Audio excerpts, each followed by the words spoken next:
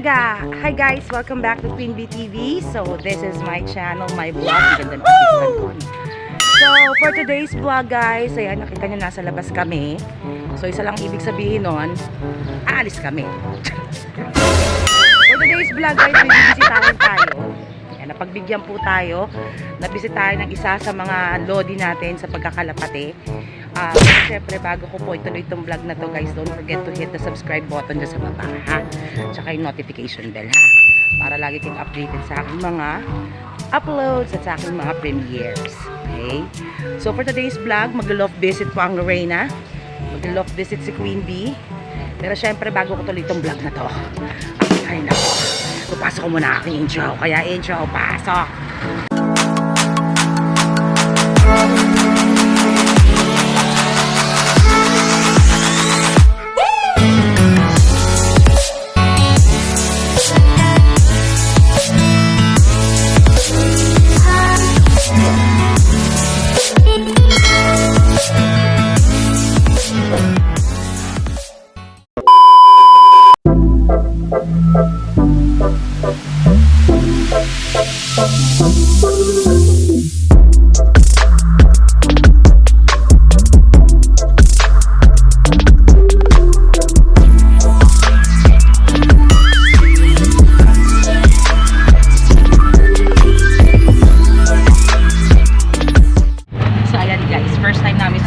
Sumakay sa ganito.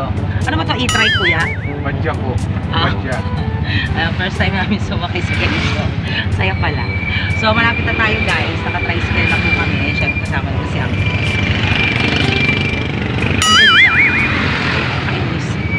So ayan guys. So ilalove visit natin si Sir Manny Zamora ng ARPCI.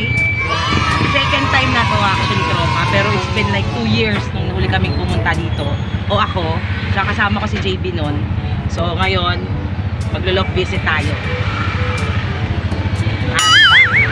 Touchdown! Nandito na kami. Naligaw-ligaw ka pa kami. So nandito tayo. Tayo sa bahay ni Press. Ayan. Tawagin na natin si Press. A few moments later.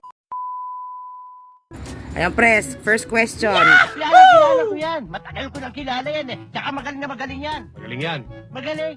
Anong advice mo? Ang cute mo kasi kumite. Anong advice mo sa mga newbie fans here, Press? Sa lahat ng mga newbie na nanonood sa vlog ni Ma'am Angel, so ganito lang, mag-invest kayo sa quality line.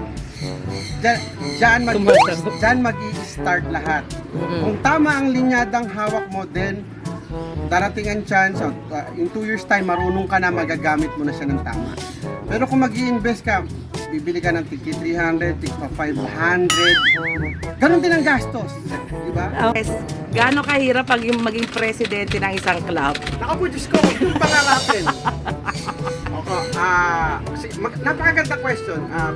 First time ko natanong sa akin, hindi ko alam kung gaano ko kabilis masasagot, pero napakasimple lang ng sagot niya. Mahirap po. Kasi imagine, kasi ako, dun sa professional career ko, naging manager ako eh. Nag-handle ako ng isang operation, stressful. Pero mas stressful na pag presidente ng pag-ibig. Kasi on level, mahahandle mo class A, class B, class C, class yung classification na yun, iba-iba sila kung paano mo i-handle. Ng tao ba yan, Press? Ng tao? Oo, tao yan. Yung classification ng yung lifestyle. So iba-iba yan ang paniniwala. Hindi mo mapi-please lahat. Gumawa ka ng tama dito, meron pa rin kalaban. Gumawa ka ng mali, mas marami kang kalaban. Plus, yung politics sa pigeon industry, kuwari, kahit naman hindi siya against sa'yo, kaya lang yung grupo na sinasamahan niya, yung faction niya is against sa'yo, so against na rin siya sa'yo. So, yung nadidictate siya ng organisasyon kung saan man siya nakafaction. Totoo yan. So ako na lang, lagi ko na lang sinasabi, magtulungan tayo lahat na iangat ang pigeon industry. Ngayon, mataas na po tayo. Huwag na natin hayaan bumaba pa, magtulungan tayo. So, paanong paraan? Huwag na tayo magsiraan. Kung nandito ka sa club club na to at di ka masaya, alis ka. Punta ka sa kabilang club. Pero wag mo nang dalhin yung Sisiraan, sama ng oo. loob mo doon. Totoo. Laro ka lang, play ka lang. Kasi tandaan nyo po, hindi kayo mananalo. Bad vibes yung nagsasalita ka ng against sa kapwa mo. Kaya ako dati, mahilig akong umabat, makipagsagutan. Ngayon, inalis ko na lahat yan. So kasi nag-iipon ako ng good vibes para pagdating ng race, mananalo tayo. Isa po yan sa mga sikreto ko kung bakit siguro yung winnings ko tuloy-tuloy. Saan ba ako kumukuha ng good vibes? Una, iniiwasan ko yung pakipagdaldalan, paninira ng kapwa kapanshir. Plus, pag may mga auction, pag may lumapit sa akin, hindi ko papahindihan. Yun. Ang dahilan ko naman, imagine, maglalaro ako ngayon ng South Race, ang ibon ko 60. Dami. Pagdating ng derby, magiging 20 na lang yan. Seryoso? Kahit anong galing mo, mababawasan yan. Eh ano ba naman yung some part nun, ipa-auction mo na lang, makatulong sa ibang tao. Diba? Kaya doon sa mga nakakaluwag, may magagandang bloodline, sana tumulong tayo doon sa mga nangangailangan, lalo na yung legit na nangangailangan. So tigilan na natin yung paninira. Alam mo yung mga paninira na nagsasalita sa GC, na pabulong again, mga bakla eh. Diba? Anong dahilan mo, nasa edad ka ng 40 pataas, tapos nagsasalita ka against sa isang tao na hindi mo naman kilala? Tarantado! Personally. Personally. Oo. So wala kang right para gawin. Oo, So yun totoo. lang, magkaisa po tayo, my God. Palaguin natin ang malago na nating industry. Tuloy, pag ito lumago, lahat po tayo magbe-benefit. So sa paanong paraan? Oh, sa tanungin nyo na naman yan. Siyempre, may mga newbie. Sa paanong paraan? Kumikita yung mga driver, pahinante namin, coordinator, plus yung mga nagtitinda ng mga supplement. Totoo, di ba, Plus, Pres? Ang dami. tataas ang value ng mga ibon ng bawat isa. Di ba? So magtulungan tayo. Huwag tayong maghilahan pa ilalim. Wala pong mangyayaring maganda dyan. So, iwasan na natin ang pagsasalita ng against sa kahit kanino. Kung hindi ka masaya sa club, lipat ka sa ibang club. Ang dami nating option. So, yun lang po.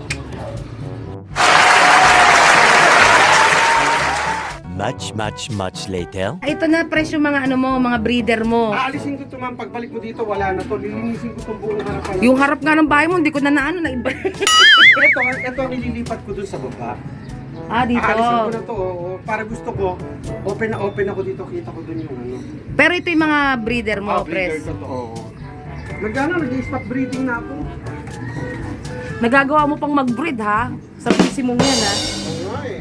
Kailangan hindi kasi ang daming raffle, pampag-gift bird. Wow. Medyo black na rin tayo ngayon. I know, right? Nag-ano ka na nga rin sa Facebook, eh. Lang naman tayo.